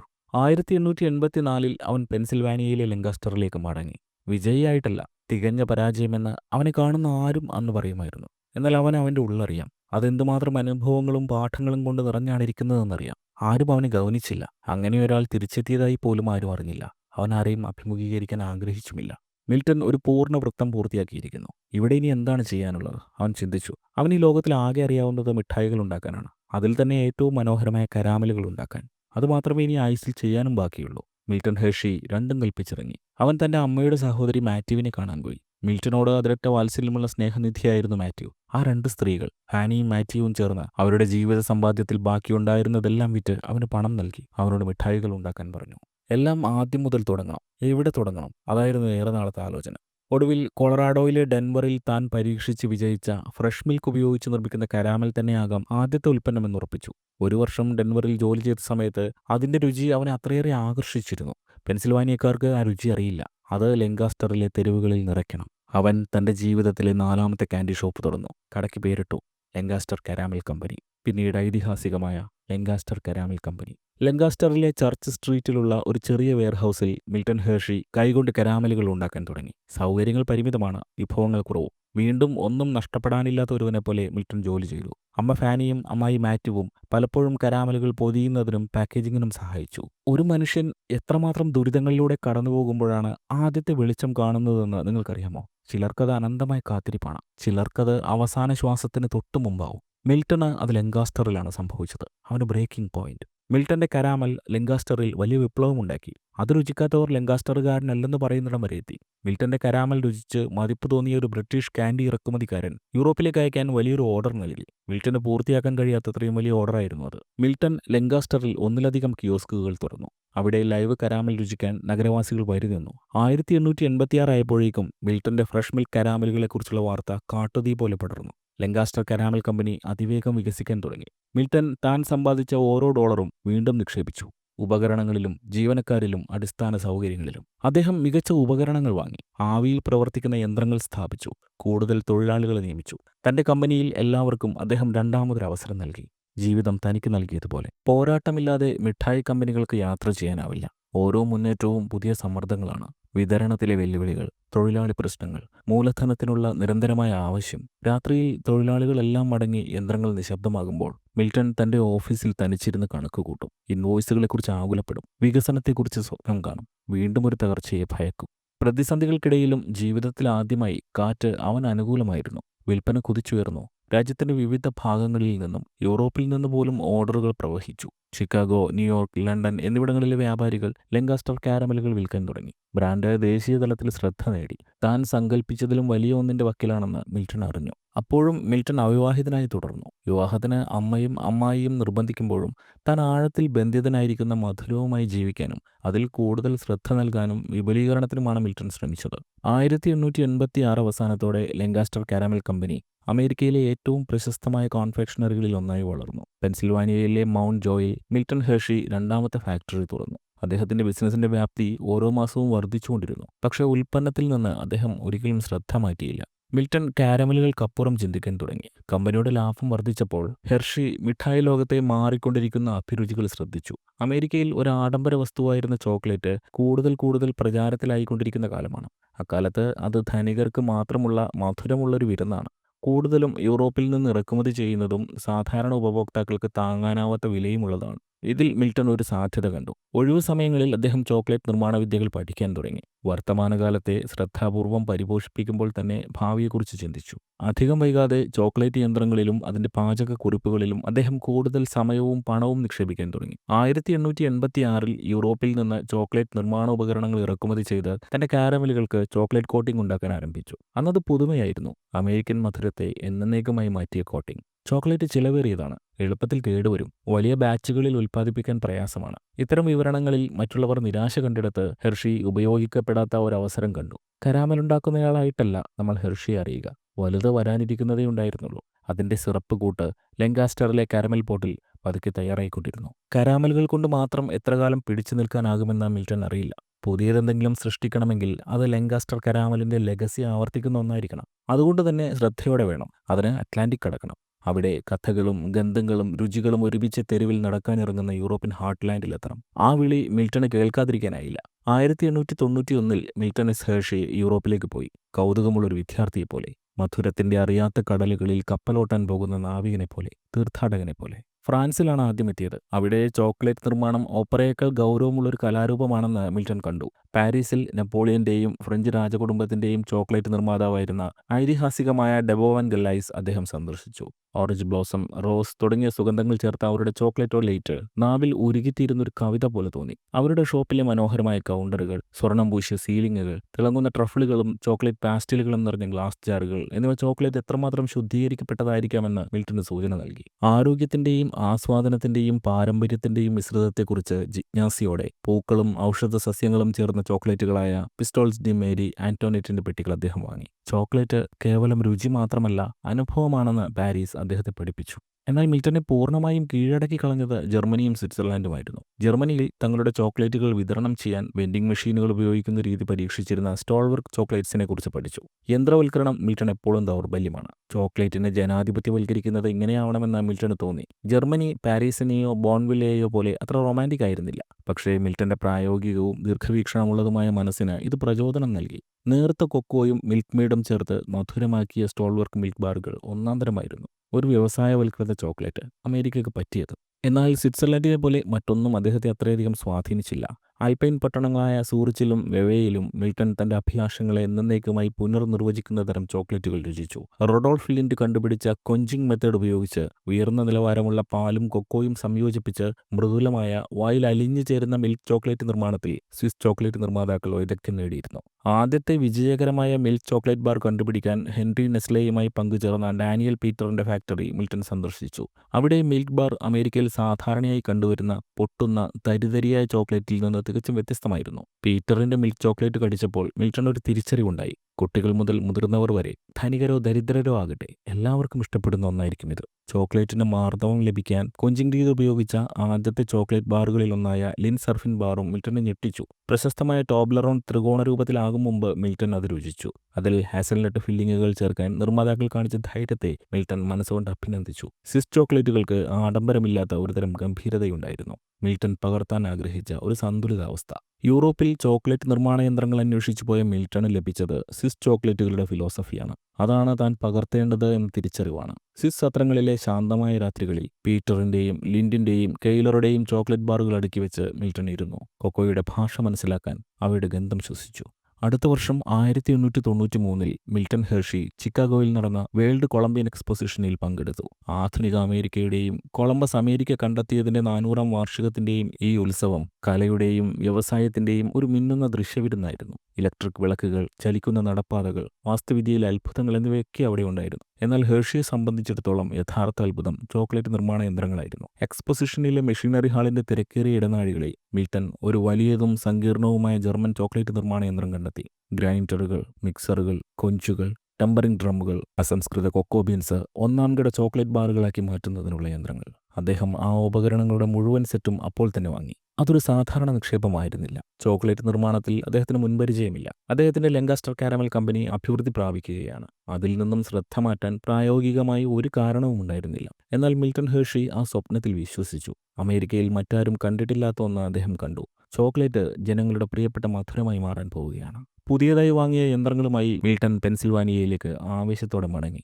എന്നാൽ സഹപ്രവർത്തകരും സുഹൃത്തുക്കളും മാനേജർമാരും അതിൽ സംശയം കൊണ്ടു. ഇതിനകം ഒരു വിജയകരമായ കാരമൽ വ്യവസായിയായ അദ്ദേഹം അമേരിക്കക്കാർക്ക് അത്ര പരിചിതമല്ലാത്ത ഒരു ഉൽപ്പന്നത്തിനായി എന്തിന് റിസ്ക് എടുക്കണം? എന്നാൽ മിൽട്ടൺ കുലുങ്ങിയില്ല. അദ്ദേഹം യന്ത്രങ്ങളുമായി ട്രയൽ തുടങ്ങി. തന്റെ കാരമൽ ഫാക്ടറിയുടെ ഒരു ഭാഗത്ത് അവ സ്ഥാപിച്ചു. തുടക്കത്തിൽ പല ബാച്ചുകളും പരാജയപ്പെട്ടു. ഘടനകൾ സ്ഥിരതയില്ലാത്തതായിരുന്നു. രുചികൾക്ക് പിഴവ് പറ്റി. രാത്രി വൈകിയും തന്റെ ഏറ്റവും വിശ്വസ്തരായ ജീവനക്കാരുമായി അദ്ദേഹം പ്രവർത്തിച്ചു. കൊക്കോയുടെ ഗന്ധം വായുവിൽ നിറഞ്ഞു. ഒരു കാലത്ത് കാരമൽ പറ്റിപ്പിടിച്ച് വഴുവഴുത്ത അദ്ദേഹത്തിന്റെ കൈകളിൽ ഇപ്പോൾ കടും നിറമുള്ള ചോക്ലേറ്റ് കറ പിടിച്ചിരുന്നു. അദ്ദേഹം പഠിക്കുകയായിരുന്നു. ഓരോ തെറ്റും, ഓരോ മാറ്റവും, യന്ത്രങ്ങളിലെ ഓരോ ക്രമീകരണവും സൂറിച്ചിൽ താൻ രുചിച്ച ഫോർമുലയോടും ചിക്കാഗോയിൽ താൻ കണ്ട മാന്ത്രികതയോടും അദ്ദേഹത്തെ അടുപ്പിച്ചു. 1894 ലോകമെമ്പാടും ഇന്ന് ഏറ്റവും അധികം തിരിച്ചറിയപ്പെടുന്ന ആ അമേരിക്കൻ ബ്രാൻഡ് ജനിച്ചു, ഹെർഷി ചോക്ലേറ്റ് കമ്പനി. തന്റെ വളർന്നുവരുന്ന കാരമൽ സംരംഭത്തിന്റെ ഒരു സബ്സിഡിയറി കമ്പനിയായാണ് മിൽട്ടൺ ഹെർഷി ചോക്ലേറ്റ് കമ്പനി സ്ഥാപിച്ചത്. ലങ്കാസ്റ്റർ കാരമൽ ഫാക്ടറിയുടെ ഒരു ചെറിയ മൂലയിലാണ് ആദ്യ പ്രൊഡക്ഷൻ നടന്നത്. അവിടെ മിൽട്ടൺ ഒരു മാർക്കറ്റിംഗ് തന്ത്രം പ്രയോഗിച്ചു. ആദ്യകാലത്ത് ഹേഴ്ഷി ചോക്ലേറ്റ് കമ്പനി ഉൽപ്പാദിപ്പിക്കുന്ന ചോക്ലേറ്റുകളൊന്നും ബ്രാൻഡ് ചെയ്തിരുന്നില്ല. റാപ്പറുകളോ പാക്കേജിംഗോ ഉണ്ടായിരുന്നില്ല. മികച്ച രീതിയിൽ പോകുന്ന ലങ്കാസ്റ്റർ കാരമൽ കമ്പനിയുടെ സബ്സിഡിയറി കമ്പനി ഏറ്റവും മികച്ച ചോക്ലേറ്റ് ഉണ്ടാക്കാൻ തുടങ്ങുന്ന ദിവസം മുതൽ മാത്രമേ അതിന് ബ്രാൻഡിംഗ് ആവശ്യമുള്ളൂവെന്ന് മിൽട്ടൺ തീരുമാനിച്ചു. അങ്ങനെ ലങ്കാസ്റ്ററുകാർ തങ്ങളുടെ പ്രിയപ്പെട്ട കരാമൽ കമ്പനി ഉണ്ടാക്കുന്നതാണ് എന്നറിയാതെ തന്നെ ആ ചോക്ലേറ്റുകൾ വാങ്ങിക്കഴിച്ചു. സാധാരണക്കാർക്ക് താങ്ങാവുന്ന വിലയിൽ ചെറിയ കഷണങ്ങളാക്കി ബട്ടർ പേപ്പറിൽ പൊതിഞ്ഞാണ് ചോക്ലേറ്റുകൾ വിറ്റിരുന്നത്. കരാമലിനൊപ്പം ചോക്ലേറ്റ് വിൽപ്പന സ്ഥിരമായി വർദ്ധിച്ചുകൊണ്ടിരുന്നു. ചോക്ലേറ്റ് വിൽപ്പനയിൽ നിന്ന് ലഭിച്ച ഓരോ ഡോളറും അതേ വേഗത്തിൽ വീണ്ടും നിക്ഷേപിച്ചു. മിൽട്ടൺ പുതിയ ഫാക്ടറി ലേഔട്ടുകൾ വരയ്ക്കാനും മെച്ചപ്പെട്ട ഉൽപ്പാദന ലൈനുകൾ പരീക്ഷിക്കാനും യൂറോപ്പിൽ നിന്ന് പുതിയ യന്ത്രങ്ങൾ ഓർഡർ ചെയ്യാനും തുടങ്ങി. ലങ്കാസ്റ്റർ കരാമലിന്റെ പ്രചാരണത്തിനായുള്ള യാത്രക്കിടെയാണ് മിൽട്ടൺ തന്റെ പ്രണയം കണ്ടെത്തിയത്. ഷൗട്ടാക്കോ കൗണ്ടിയിലെ ഒരു സാധാരണ നഗരമായ ജെയിംസ്റ്റണിലെ എ.ഡി. വർക്ക്സ് കോൺഫെക്ഷണറിയിൽ ഒരു ദിവസം തന്റെ മാനേജർക്കൊപ്പം മിൽട്ടൺ എത്തി. തന്റെ കരാമലിന്റെ വിൽപ്പന എങ്ങനെയുണ്ടെന്നുള്ള അന്വേഷണത്തിന് വന്നതായിരുന്നു. ഇവിടെ വെച്ച് മിൽട്ടൺ തന്റെ ജീവിതഗതി മാറ്റാൻ പോകുന്ന സ്ത്രീയെ കണ്ടുമുട്ടി. Catherine Kitty Sweeney. ആഡംബരമില്ലാത്തതും ഊഷ്മളവുമായ ബുദ്ധിയുടെയും ആകർഷകത്വത്തിന്റെയും ഒരു തിളക്കമുള്ള കിറ്റിയുടെ സാന്നിധ്യം മനസ്സിൽ തങ്ങി നിൽക്കുന്നതായിരുന്നു. അടുത്ത കുറച്ച് സന്ദർശനങ്ങളിൽ മിൽട്ടൺ കൂടുതൽ തവണ ജെയിംസ് ടൗണിൽ തങ്ങാൻ തുടങ്ങി. കിറ്റിയെ കാണാൻ എപ്പോഴും സമയം കണ്ടെത്തി. കിറ്റി മിൽട്ടന്റെ ലോകത്തിന് വിപരീതമായിരുന്നു. ഐറിഷ് കത്തോലിക്ക കുടുംബത്തിൽ ജനിച്ച അവൾ മിൽട്ടന്റെ ഒതുങ്ങിയ സ്വഭാവത്തിന് അനുയോജ്യമായ രീതിയിൽ ഊർജ്ജസ്വലയായിരുന്നു. ജെയിംസ് ടൗൺ വിട്ടതിനു ശേഷം ന്യൂയോർക്ക് നഗരത്തിലെ ആൾട്ടമാൻസ് ഡിപ്പാർട്ട്മെന്റ് സ്റ്റോറിൽ റിബണുകൾ വിറ്റ് കുറച്ചുകാലം കിറ്റി കാതറിൻ ജോലി ചെയ്തു. തിരക്കേറിയ മഹാനഗരത്തിലേക്കുള്ള അവളുടെ മാറ്റം മിൽട്ടനുമായുള്ള ബന്ധം തീവ്രമാക്കി. വളർന്നുവരുന്ന തന്റെ സാമ്രാജ്യത്തിന്റെ തിരക്കുകളിൽ മുഴുകി യാത്ര ചെയ്തിരുന്ന മിൽട്ടന് അത് സാന്ത്വനമായിരുന്നു. ഒടുവിൽ മിൽട്ടൺ വിവാഹാഭ്യർത്ഥന നടത്തി. വിവാഹ നിശ്ചയം ലളിതമായിരുന്നു. അവരുടെ വിവാഹം 1898 മെയ് 25-ന് ന്യൂയോർക്ക് നഗരത്തിൽ വെച്ച് നടന്നു. മിൽട്ടൺ മെനോനൈറ്റ് പാരമ്പര്യത്തിൽ ജനിച്ചു വളർന്നവനും കിറ്റി ഐറിഷ് കത്തോലിക്ക പശ്ചാത്തലത്തിൽ നിന്നും വന്നവളുമായിരുന്നു. അക്കാലത്ത് മതപരമായ വ്യത്യാസങ്ങൾ ഒരു വ്യക്തിപരമായ കാര്യമെന്നതിലുപരി സാമൂഹികവും കുടുംബപരവുമായ തടസ്സമായിരുന്നു. മതപരമായ സംഘർഷങ്ങൾ കുറയ്ക്കുന്നതിനും എല്ലാവരെയും തൃപ്തിപ്പെടുത്തുന്നതിനുമായി അവർ പ്രശസ്തമായ സെന്റ് പാട്രിക്സ് കത്തീഡ്രലിലെ പ്രധാന ദേവാലയത്തിലായിരുന്നില്ല, പള്ളിമുറിയിൽ വെച്ച് നിശബ്ദമായി വിവാഹിതരാവുകയായിരുന്നു. 1900 ആണ്ട് എണ്ണമറ്റ പരീക്ഷണങ്ങൾക്കും ഉറക്കമില്ലാത്ത രാത്രികൾക്കും ശേഷം മിൽട്ടൺ ഹേഴ്ഷി തന്റെ ആദ്യത്തെ ബ്രാൻഡഡ് ചോക്ലേറ്റ് ബാർ പുറത്തിറക്കി. Hershey milk chocolate bar. Daniel പീറ്ററും ഹെൻറി നെസ്ലെയും അടക്കമുള്ള സ്വിസ് ചോക്ലേറ്റ് നിർമ്മാതാക്കൾ യൂറോപ്പിലെ എലൈറ്റുകൾക്ക് വേണ്ടി തയ്യാറാക്കിയ മിൽക്ക് ചോക്ലേറ്റ് അമേരിക്കയിൽ വെറും 5 സെന്റിന് ഇന്ന് ആർക്കും വാങ്ങാവുന്ന ഉൽപ്പന്നമായി വിപണിയിൽ. ഒരു സാധാരണ ഫാക്ടറി തൊഴിലാളിയുടെ കുട്ടിക്ക് പോലും ഏതാനും പെന്നികളുമായി ഒരു കടയിലേക്ക് നടന്നുപോയി യൂറോപ്പിലെ രാജാക്കന്മാർ ആസ്വദിക്കുന്ന മിൽക്ക് ചോക്ലേറ്റ് കഴിക്കുന്ന അമേരിക്കയാണ് മിൽട്ടൺ ഹേഴ്ഷെ കണ്ട സ്വപ്നം. അത് 1900 ആണ്ട് യാഥാർത്ഥ്യമായിരിക്കുന്നു. പെൻസിൽവാനിയയിലെ പ്രാദേശിക ക്ഷീര കർഷകരിൽ നിന്ന് ലഭിച്ച ശുദ്ധമായ പാലിൽ നിന്ന് കൃത്യതയോടെ സംസ്കരിച്ച് ലളിതമായ ബ്രാൻഡിംഗുള്ള ഫോയിലിൽ പൊതിഞ്ഞാണ് ഇത് നിർമ്മിച്ചത്. അലങ്കാരങ്ങളൊന്നും ആവശ്യമില്ലായിരുന്നു. അത് സാധാരണക്കാർക്ക് വേണ്ടിയുള്ള ചോക്ലേറ്റ് ആയിരുന്നു. ഹെർഷി മിൽക്ക് ചോക്ലേറ്റ് ബാർ പുറത്തിറക്കിയത് ആദ്യപടി മാത്രമാണ്. 1900 ആയപ്പോഴേക്കും വികസിച്ചു വന്ന ലങ്കാസ്റ്റർ കാരമൽ കമ്പനിയുടെ ഇടുങ്ങിയ ചുവരുകൾക്കുള്ളിൽ അദ്ദേഹത്തിന്റെ കാഴ്ചപ്പാട് ഒതുങ്ങി നിന്നില്ല. അതിന്റെ വൻതോതിലുള്ള കാരാമൽ ഉൽപ്പാദനം, അന്താരാഷ്ട്ര കരാറുകൾ, നിരവധി ഫാക്ടറികൾ എന്നിവ കൊണ്ട് ലങ്കാസ്റ്റർ കാരാമൽ ഇപ്പോൾ ഒരു സാമ്രാജ്യമാണ് എന്നത് ശരി തന്നെ. എന്നാൽ ഹെർഷെ യഥാർത്ഥത്തിൽ നിർമ്മിക്കാൻ ആഗ്രഹിച്ചത് ഇതായിരുന്നില്ല. അങ്ങനെ വ്യവസായ ലോകത്തെ അമ്പരപ്പിച്ചൊരു നീക്കത്തിൽ Milton Hershey Lancaster caramel company $1 million വിറ്റു. ഇന്നത്തെ മൂല്യമനുസരിച്ച് ഏതാണ്ട് $50 മില്യൺ. തന്റെ ചോക്ലേറ്റ് നിർമ്മാണ ഉപകരണങ്ങളുടെയും പേറ്റന്റുകളുടെയും ജീവനക്കാരുടെയും ഉടമസ്ഥാവകാശം അദ്ദേഹം നിലനിർത്തി. അദ്ദേഹത്തിന്റെ ഭാവിയായിരുന്ന ചോക്ലേറ്റ് ബിസിനസ് വിൽപ്പനയുടെ ഭാഗമായിരുന്നില്ല. പലരും അദ്ദേഹത്തെ ഭ്രാന്തൻ എന്നാണ് വിളിച്ചത്. അഭിവൃദ്ധി പ്രാപിച്ച അദ്ദേഹത്തെ സമ്പന്നനാക്കിയ ഒരു കമ്പനി എന്തിനു വിൽക്കണം? അമേരിക്കൻ വിപണിയിൽ ഇനിയും തെളിയിക്കപ്പെടാത്ത ഒരു വ്യവസായമായ ചോക്ലേറ്റിൽ എന്തിനു ചൂതാട്ടം നടത്തണം? ഹെർഷിയുടെ മറുപടി അദ്ദേഹത്തിന്റെ നിശ്ചയദാർഢ്യം പോലെ ഉറച്ചതായിരുന്നു. കാരാമലുകൾ ഒരു താൽക്കാലിക തരംഗമാണ്, അദ്ദേഹം പറഞ്ഞു. എന്നാൽ ചോക്ലേറ്റ് എന്നേക്കുമാണ്. അതൊരു ധീരവും പ്രവചനാത്മകവുമായ പ്രസ്താവനയായിരുന്നു. തന്റെ സ്വപ്നത്തിൽ അചഞ്ചലമായ വിശ്വാസമുള്ള ഒരു മനുഷ്യന് മാത്രമേ അങ്ങനെ പറയാൻ കഴിയൂ. വിൽപ്പനയ്ക്ക് ശേഷം ഹെർഷി മുഴുവൻ ശ്രദ്ധയും ചോക്ലേറ്റ് സംരംഭത്തിലേക്ക് തിരിച്ചു. ലങ്കാസ്റ്ററിൽ തന്നെയായിരുന്നു പുതിയ ഫാക്ടറി. അതേസമയം ലങ്കാസ്റ്റർ അതിന്റെ ഗതാഗത കുരുക്കും തിരക്കും വർദ്ധിച്ചു വരുന്ന വ്യാവസായിക വ്യാപനവും മൂലം ഹെർഷിയുടെ ദീർഘകാല പദ്ധതികൾക്ക് അനുയോജ്യമായിരുന്നില്ല. തിരക്കേറിയ തെരുവുകളും ശ്വാസം മുട്ടിക്കുന്ന പുകയും നിറഞ്ഞ ഒരു പരമ്പരാഗത ഫാക്ടറി നിർമ്മിക്കാൻ അദ്ദേഹത്തിന് ഉദ്ദേശമില്ലായിരുന്നു. കിഴക്കൻ പ്രദേശങ്ങളിലെ കരിപുരണ്ട നഗരങ്ങൾ ഹെർഷിക്ക് വേണ്ട. ഒരു ഗ്രാമീണ പറുദീസയിൽ സ്ഥിതി ചെയ്യുന്ന ചോക്ലേറ്റ് ഫാക്ടറി. അവിടെ തൊഴിലാളികൾക്കും അവരുടെ കുടുംബങ്ങൾക്കും ആരോഗ്യകരമായ ജീവിതം നയിക്കാൻ കഴിയും. പ്രകൃതിയോട് ചേർന്ന് അർബൻ അമേരിക്കയുടെ ദുഷ്പ്രവണതകളിൽ നിന്നും സമ്മർദ്ദങ്ങളിൽ നിന്നും ദൂരെ. അങ്ങനെ 1901 അദ്ദേഹം ഒരു പുതിയ ഫാക്ടറി നിർമ്മിക്കാൻ പദ്ധതിയിട്ടു. വെറുമൊരു ഫാക്ടറിയല്ല, ലോകം കണ്ടിട്ടുള്ളതിൽ വെച്ച് ഏറ്റവും ആധുനികവും കാര്യക്ഷമവുമായ ചോക്ലേറ്റ് നിർമ്മാണ പ്ലാന്റ്. ഒരു പ്ലാന്റ് മാത്രമല്ല, ഒരു കമ്മ്യൂണിറ്റി കൂടിയായിരുന്നു അത്. തന്റെ ബാല്യം ചെലവഴിച്ച മധ്യ പെൻസിൽവാനിയയിലെ പരിചിതമായ ഗ്രാമപ്രദേശങ്ങളിലേക്ക് അദ്ദേഹം മടങ്ങി. ഡെറി ടൗൺഷിപ്പിലെ കുന്നുകളും ഡയറി ഫാമുകളും അതിന്റെ സമൃദ്ധമായ പച്ചവയലുകളും ശാന്തമായ ആകർഷണവും വീണ്ടും അനുഭവിച്ചു. ഹെർഷി അവിടെ ഏക്കർ കണക്കിന് ഭൂമി വാങ്ങിക്കൂട്ടി.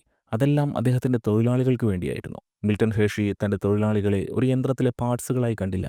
അവർ അദ്ദേഹത്തിന്റെ സ്വപ്നങ്ങളുടെ പങ്കാളികളായിരുന്നു. ഹെർഷിയുടെ മിൽക്ക് ചോക്ലേറ്റ് ബാർ അമേരിക്കയുടെ എക്കാലത്തെയും ഫേവറിറ്റ് ചോക്ലേറ്റായി. ഇന്നും ആ സ്ഥാനത്തിന് ഇളക്കമില്ല. ആദ്യ വർഷങ്ങളിൽ മില്യൺ കണക്കിന് ബാറുകളാണ് വിറ്റുപോയത്. ഫാക്ടറികൾ അടിയന്തരമായി സജ്ജീകരിക്കേണ്ടി വന്നു. ഡിമാൻഡിനനുസരിച്ച് നൽകാൻ സാധിക്കുന്നുണ്ടായിരുന്നില്ല. അധികം വൈകിയില്ല, വിപണി ഇളക്കിമറിച്ച് ഹെർഷിയുടെ അടുത്ത ചോക്ലേറ്റ് എത്തി. Hershey's kisses. ചെറിയ ഒരു ചുംബനം കൊണ്ട് കഴിക്കാവുന്ന, അടിവശം പരന്ന കോണാകൃതിയിലുള്ള ചോക്ലേറ്റുകൾ. അതിലോലമായ സിൽവർ ഫോയിലിൽ പൊതിഞ്ഞ കിസസ്. ചോക്ലേറ്റ് കൺവെയർ ബെൽറ്റിൽ വീഴുമ്പോൾ ഉണ്ടാകുന്ന മൃദുലമായ ചുംബിക്കുന്ന ശബ്ദത്തിൽ നിന്ന് പ്രചോദനം കൊണ്ടാണ് മിൽട്ടൺ കിസസ് എന്ന പേര് നൽകിയത്. 20-ാം നൂറ്റാണ്ടിന്റെ ആദ്യകാലങ്ങളിലെ പല കുട്ടികൾക്കും ഹെർഷീസ് കിസസ് അവർ ആദ്യമായി രുചിച്ച ചോക്ലേറ്റ് ആയിരുന്നു. 1921 അതുവരെ കൈകൊണ്ട് പൊതിഞ്ഞിരുന്ന കിസസ് യന്ത്രവൽകൃതമായി. ഫോയിലിൽ നിന്ന് പുറത്തേക്ക് ഒളിഞ്ഞു നോക്കുന്ന ഒരു വെളുത്ത റിബണിൽ കിസസ് എന്നെഴുതിയിരിക്കുന്ന തരം പാക്കേജും അവതരിപ്പിക്കപ്പെട്ടു. ഇത് മിൽട്ടന്റെ സന്ദേശമായിരുന്നു. ഓരോ കഷണം ചോക്ലേറ്റും നിശബ്ദമായി ക്ഷണിക്കുന്നു: ഇത് നിങ്ങൾക്കുള്ളതാണ്, നിങ്ങൾ എനിക്ക് പ്രിയപ്പെട്ടതാണ്, നിങ്ങൾ സ്നേഹിക്കപ്പെടുന്നു. ഹെർഷീസ് കിസസ് പുറത്തിറങ്ങി ഒരു വർഷത്തിന് ശേഷം 1908 മിൽട്ടൺ ഹെർഷീസ് മിൽക്ക് ചോക്ലേറ്റ് വിത്ത് ആൽമണ്ട്സ് അവതരിപ്പിച്ചു. അപ്പോഴേക്കും മിൽക്ക് ചോക്ലേറ്റ് ബാർ അമേരിക്കൻ വീടുകളിൽ ഒരു പ്രധാന വിഭവമായി മാറിയിരുന്നു. മിൽട്ടൺ ലാളിത്യത്തിൽ ഒതുങ്ങിയില്ല. അദ്ദേഹം വൈവിധ്യവും ഘടനയും റിച്ച്നെസ്സും വാഗ്ദാനം ചെയ്യാൻ ആഗ്രഹിച്ചു. 1920-കൾ ജാസ് സംഗീതത്തിലും ഫാഷനുകളിലും ആധുനികതയുടെ ഒച്ചകളിലും മുഴങ്ങുമ്പോൾ ഹെർഷിയുടെ അടുത്ത മാസ്റ്റർ പീസ് എത്തി: മിസ്റ്റർ ഗുഡ് ബാർ.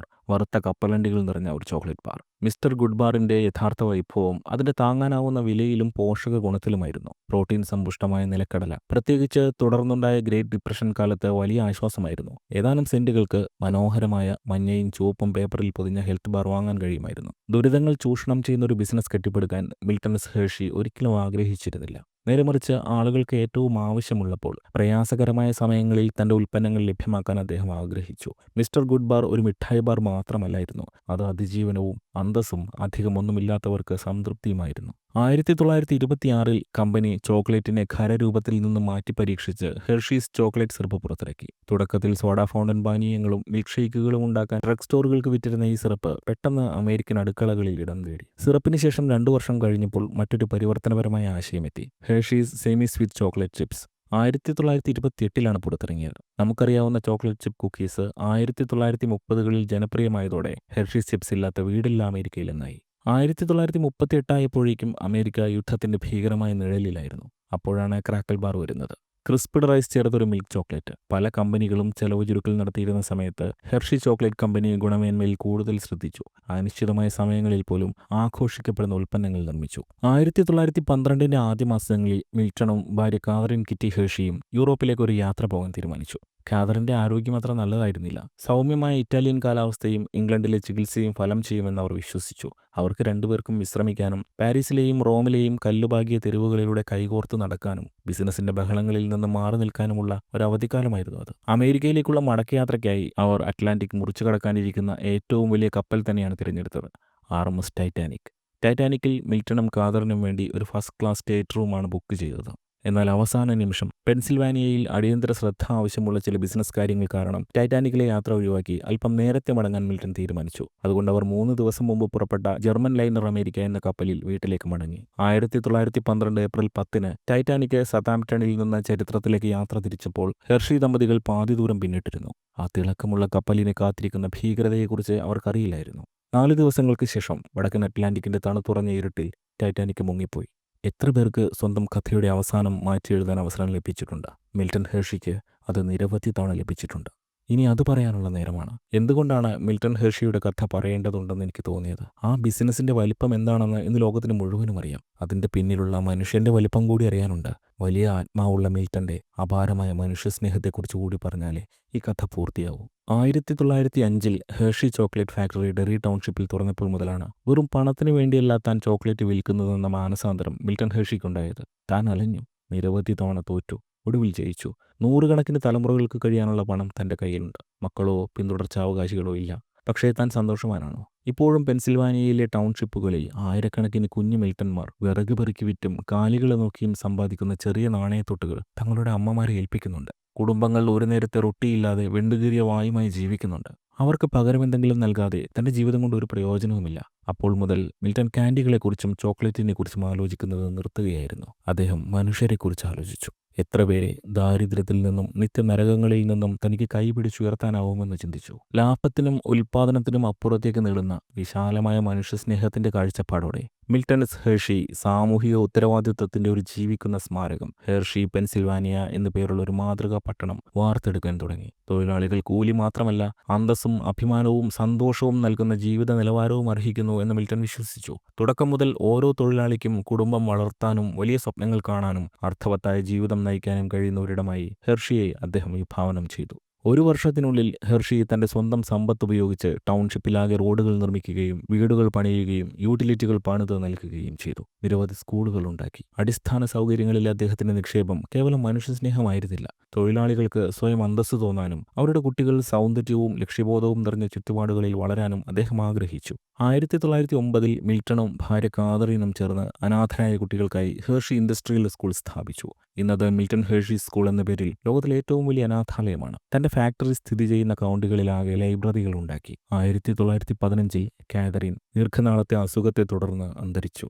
ആ നഷ്ടം മിൽട്ടനെ തകർത്തു. തുടർന്ന് മിൽട്ടൺ തന്റെ ആത്മീയ ദൗത്യങ്ങളിൽ പൂർണ്ണമായി മുഴുകി. അദ്ദേഹം താമസം തന്റെ അനാഥാലയത്തിലേക്ക് മാറ്റി. മിൽട്ടൺ ഹെർഷി സ്കൂളിലെ ഓരോ കുട്ടിയും ആത്മാവിൽ അദ്ദേഹത്തിന്റെ സ്വന്തം കുട്ടിയായി മാറി. 1916 മിൽട്ടൺ ഹെർഷി സ്കൂൾ ട്രസ്റ്റ് സ്ഥാപിച്ചുകൊണ്ട് തന്റെ സ്വകാര്യ സമ്പത്ത് മുഴുവൻ അദ്ദേഹം സ്കൂളിന് സംഭാവന ചെയ്തു. ഇന്നും അത്തരമൊരു പ്രവൃത്തി ചെയ്ത കോർപ്പറേറ്റ് തലവനെ കാണുന്നത് അസാധ്യമാണ്. യുണൈറ്റഡ് സ്റ്റേറ്റ്സ് ഒന്നാം ലോക മഹായുദ്ധത്തിൽ പ്രവേശിച്ചപ്പോൾ മിൽട്ടന്റെ ഫാക്ടറി മടിച്ചില്ല.